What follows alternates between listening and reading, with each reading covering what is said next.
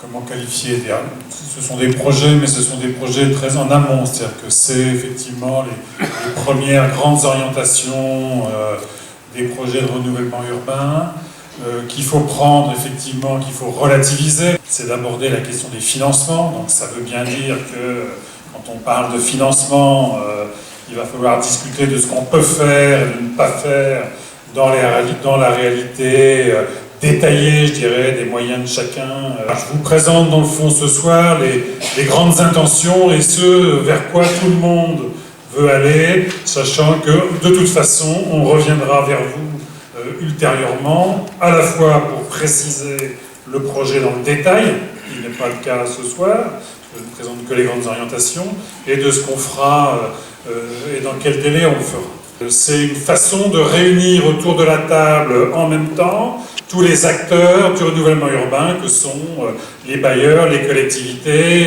l'État, et puis des gens qui ne sont pas là, les financeurs, etc. Pour introduire la question du projet, moi je dis toujours que le renouvellement urbain, parce que c'est quand même un terme un peu abstrait pour peut-être des habitants, c'est de considérer dans le fond qu'un bon logement est un logement dans une bonne ville. Ou inversement, quoi, un bon logement dans une mauvaise ville n'est pas un très bon logement. Bon.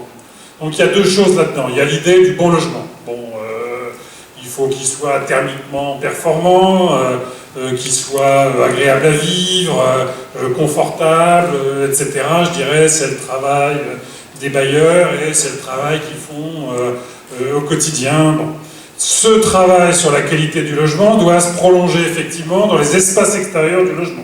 J'entendais tout à l'heure une habitante qui disait il n'y a pas d'espace pour les enfants jouer au pied du logement, les cages d'escalier, etc. Et la tranquillité publique, qui fait aussi qu'un bon logement est un bon logement. C'est cette idée que quand on envoie ses enfants jouer dans la rue, on sait où ils sont et dans quel espace ils se situent, et que c'est pas forcément l'espace public complètement ouvert. Et puis un bon logement, c'est effectivement du commerce, ça a été dit, c'est-à-dire que du commerce et des services de proximité qui font que quand on habite là, on n'a pas trop loin de quoi vivre de ce point de vue-là. C'est un cadre de vie agréable, c'est de la mobilité, donc des transports, mais aussi des circulations douces, des cheminements performants pour aller à la gare ou pour garer sa voiture le soir quand on rentre du boulot.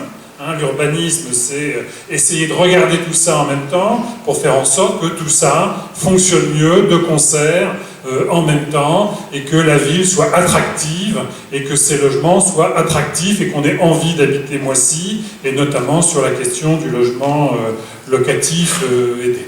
Ensuite, la qualité du logement, elle passe aussi par une certaine diversité d'offres de logement dans une ville, ce sans quoi, effectivement, on se retrouve dans des effets où de mêmes populations, finalement, vivent ensemble, pas très bien, parce que par manque de mixité.